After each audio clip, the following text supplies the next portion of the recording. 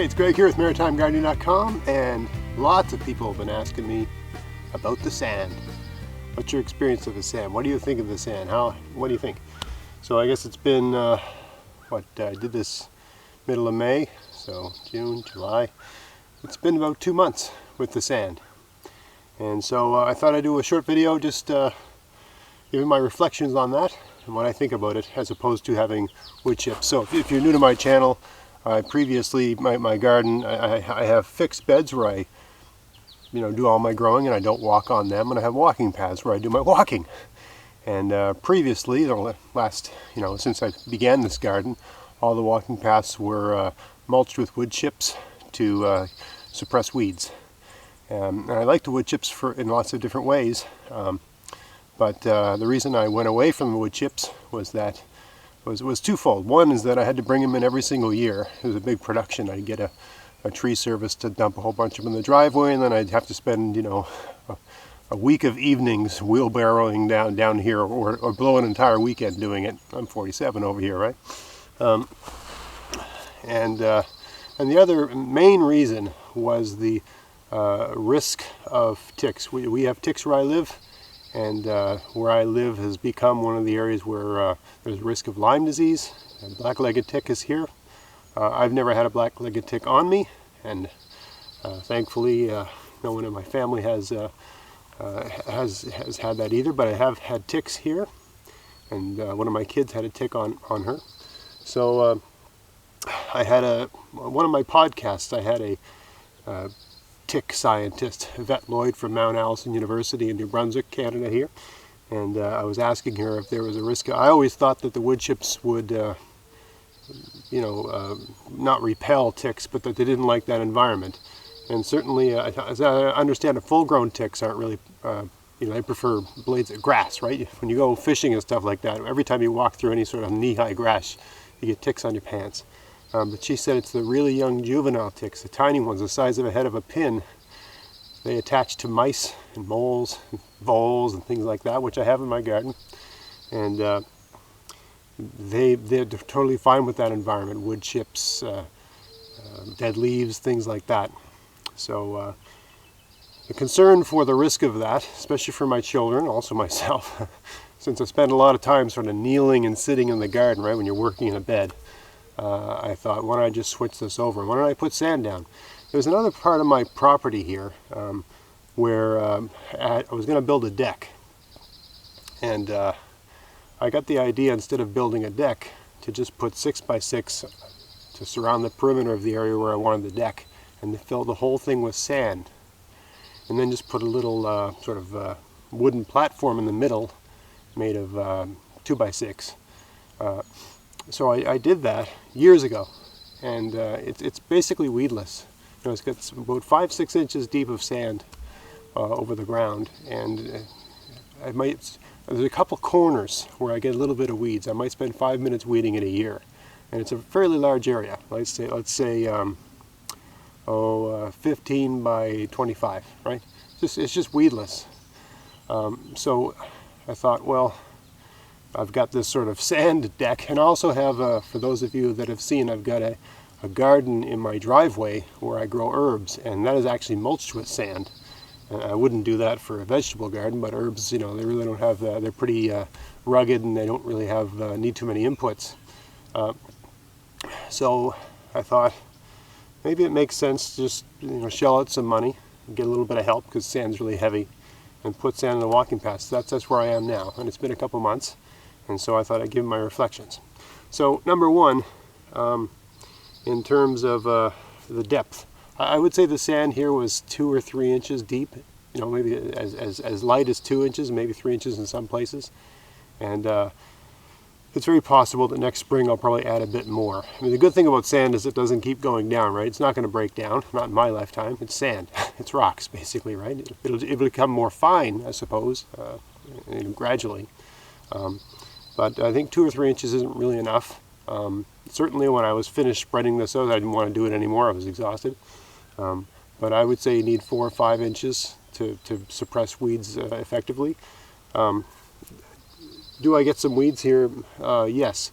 I don't think I get any more or less than I had with the wood chips. I mean, when I had the wood chips, I still got weeds coming up through it, especially vetch, which I've got just about everywhere. Vetch seem to love wood chips, and it seems to like sand too. I mean, you got to remember, underneath this sand is soil that has had wood chips on it since 2012, 2013. So there's extremely fertile soil underneath the wood chips. So anything that's got a rhizome or a root that can travel along underneath the sand is going to do really well, because it's got plenty of nutrients and no competition, right? So yeah, I think another couple inches would prevent that. But unlike the wood chips, you really notice when there's a weed, right? A weed would have to get fairly large in the wood chips for me to notice it. Whereas with the sand, it stands out, right? Because everything's one, it's very uniform in color. And so anything that's not sand sort of shows up very easily. The other thing is that the soil doesn't seem to compact. You would think it would, but it doesn't. It doesn't seem to compact under the sand. So I'll take you around and show you. But when you pull a weed, it seems to come out fairly easily. Just the nature of sand, it's got that, it just doesn't want to stick together, right? Sand just will not, it just won't compact, right? You can't make it in a ball, right? So it doesn't seem to compact the soil, even with me walking on it and stuff. So for the most part, I find weeds come out fairly, the weeds I do get come out easily. Again, I don't get any more than I did with the wood chips. Heat. The heat here is out of this. You can feel it when you walk in. I should really do a video with a thermometer, perhaps. You'd be in my backyard, which isn't the garden, and you'll walk in the garden, and I'd say at least perceptible to me. You come out on a day like this with shorts and a t-shirt. It's maybe 5 degrees warmer here if the sun's on it. If the sun's, right now it's 6 a.m., so there's not a lot of sun. But if you're out here 10 or 11 in the morning, and you go from the backyard to the garden, you can feel the heat. I mean, and as the day wears on, this sand just gets warmer and warmer and warmer, right? Then in the evening when the sun goes down, the sand's still hot. Just like when you're at a beach and you're walking on the sand, your feet get hot. It's same dynamic here. So one challenge I have here in this location is just a lack of heat. It just tends to be, we have these foggy mornings, and a lot of overcast days, and the days where you do get a nice clear sunny day, you got to make the most of it in your garden. And the great thing about this sand is that it gathers that heat to itself like a heat sink. So I think it's, if you live somewhere really, really hot, maybe you wouldn't want to do this, but certainly here it's great. An annoyance, I suppose, is that any sort of mulch or material that falls from the garden onto the sand sort of makes it look unkempt, or it kind of makes you a little anal retentive, like, oh, the sand's dirty, I need to clean the sand. I was actually over before I shot the intro video, there was a place in the garden where I was cutting. Right here I've got these big poles, and I was cutting the ends to drive them into the ground. And there was pieces of wood all over the sand, and I have a broom in my garden actually sweeping them up. So it didn't look quite as messy. I mean, you can't get it all off, but anyway, so on the good side, you notice when anything is there that isn't sand, so it keeps you vigilant when it comes to weeds and stuff like that. On the other hand, there's days when I prefer just to not know there's weeds around and just not worry about them. So, in terms of how much time do I spend weeding the pathways, a few minutes a week. I mean, really not that much time at all. Basically, if I'm working in a bed and I notice a weed, I just pull it and throw it on top of the mulch in the bed. That's really all I do. I don't come out here for, every day, some big thing. It's just something I do while I'm doing other things, if I notice it and if I feel like it, so it's not a big deal. How about I just take you around and show you, there's a couple more points I wanted to make, but they're not coming to mind, but how about I just take you around and show you some things, and maybe they'll just come up in conversation. So this is an area near the sort of, I guess, bottom of the garden, and this is an area where I always had, that's a blackberry, blackberries just seem to come in underground. So this area, you know, there's wild blackberries in the woods over here, and I always had blackberries coming into the wood chips, and now I've got them coming into the sand. And down here, you can see down here, I got some vetch. I think that's what that is. So I've always had vetch here, and I still do. Right?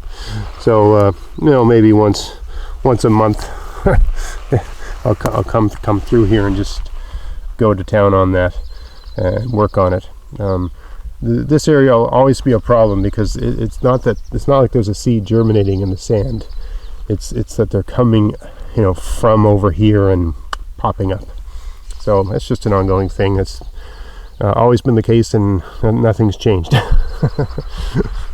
know, over here you can see where I was just cutting some, sharpening some poles to drive into the ground. There's all this sort of stuff on top of this. You know, when I had wood chips, I'd just leave just about everything where it lay, and you wouldn't even notice it. Even weeds, I just pull them and leave them right where they were.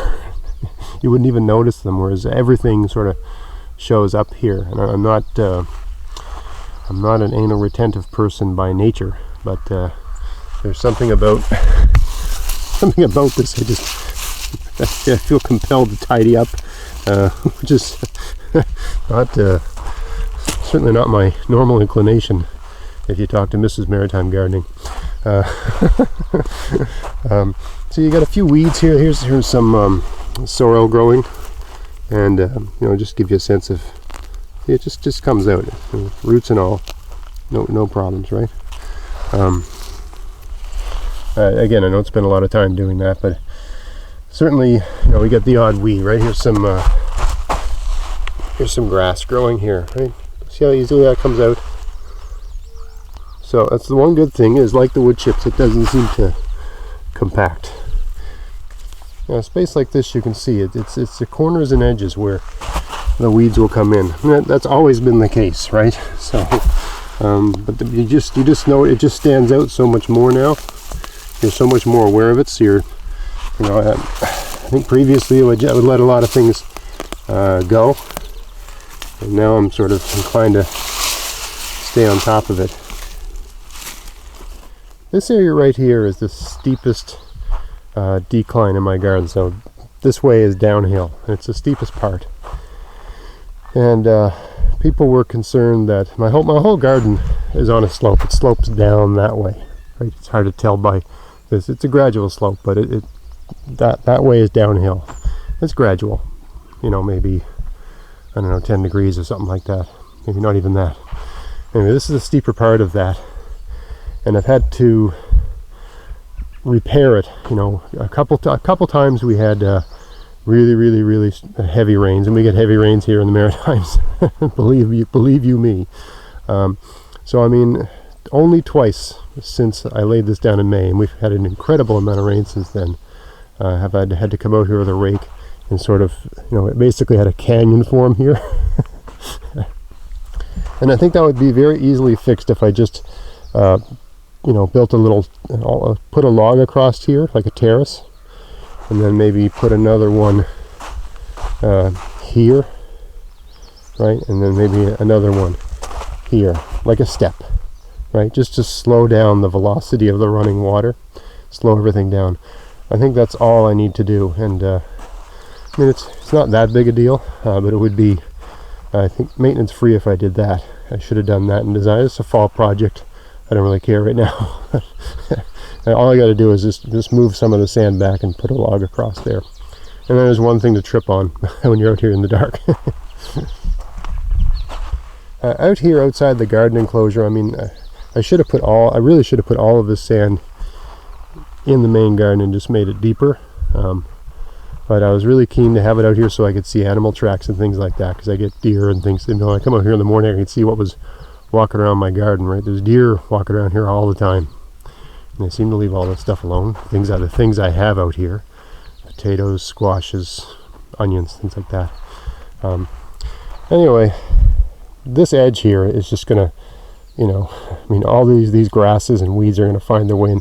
You have to have some sort of border. You have to have a log, or, you know, 6x6 or rocks or something. And that's the other thing. Rocks don't make the best border. If anything, that's where your weeds tend to show up, where the rocks, the edge of the garden and the rocks. But that would be the case with wood chips too.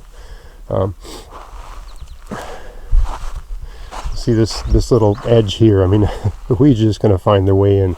The same thing here. So I mean, there's a little bit of refinement I need to do out here in terms of getting better borders and so on. That's just a fall project, and I think next spring or maybe this fall I'm going to have to get another load of sand and another young fella to help me lay that out. But then that should be it. I mean, I shouldn't have to do it again. So I mean, it costs some money, absolutely. Yeah, and you know, I do miss the wood chips in many ways. The sand, when you kneel on it, especially if you're wearing shorts, you gotta have something to kneel on. And you know, if you're wearing your pants, you get sand on your pants. I gotta pat them off really good before I go in the house, or Mrs. Maritime Gardening's not very happy with me. People have asked me about tracking sand into the house. I enter the house through my garage, and I take my shoes off in the garage, and I usually, you know, sweep up a little bit. So that has not been a real big issue. We don't walk into our house with shoes on anyway. We basically use the garage like a mud room. I guess it's now a sand room, but there is sand in my garage. So I mean, there's a good walk between the garden and the house. You know, it's probably at least 25 yards, maybe more, to get from the garden to the house. So I mean, a lot of the sand comes off your shoes just while you're walking through that. I mean, you know, anyway, it's remained relatively weedless out here, but there are, you can see in the corners, there's little weeds and stuff like that. Anyway, people ask me, you know, if I could do it all over again, would I do it the same way? For here, yes. Oh, and people ask me, have I had any ticks on me since I put the sand down? No, but I never got any ticks on me in the garden anyway. I mean, to date, I've never had a tick on me in this garden. It was just the risk of it and the concern for my kids, and understanding, based on Dr. Vet Lloyd, that this is an environment ticks have no interest in whatsoever, right? They'll dry out, they'll dehydrate, so it's safer, right? There is a risk of Lyme disease where I live. There are black-legged ticks where I live, and this environment is inhospitable to them, so it makes my garden safer for me and my family to be in. So that's why I made that change. I've never had a tick on myself in this garden, although I have got them on me in the surrounding woods, and my daughter has. Yeah, it was about mitigating a risk. You know, if there's no ticks where you live, you know, I could go one way or the other. I miss the wood chips in many ways. I don't, you know, I would expect over the years I'm going to enjoy not having to get a huge load of wood chips every year and deal with that. And I love the fact that anywhere in my garden I could just push them aside, put a seed in the ground and watch it grow. So I mean, you know, and I also like the look of it. It was just a very natural look and very earthy, you know, feel. It gave the garden a beautiful feel, and it was quieter to walk out here. You know, now when I walk, it sounds like walking on a beach. But yeah, I don't regret doing this. I'm happy with it. If there's no risk of ticks where you live, there's no particular reason to do this other than it does gather up a lot of heat. That is, you know, you can really feel that. And it's at least, you know, at 2 or 3 inches, it's at least as good as wood chips at suppressing weeds. I mean, you still get weeds coming up through wood chips. I guess it would be a personal preference for you if there was no risk of ticks. If where you are there's risk of ticks in your garden, I think this would be a great option. Although it does cost some money initially, right? It cost me $500 for the sand, and then I paid a guy for 2 days, a young fella. I paid him $100 a day for 2 days to bring it all out here and help me out, because it's just a lot of physical work. The other thing is that I don't think I've seen, I'm out here right now, it's early in the morning, and there's, you know, people are always asking me if my mulch is,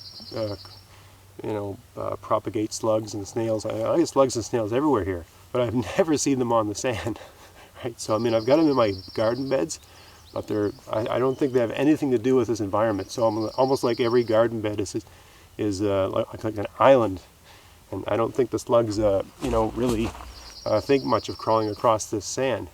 So conceivably, over time, in the early spring, I use a little bit of slug bait to just control the slugs while I'm starting my seedlings.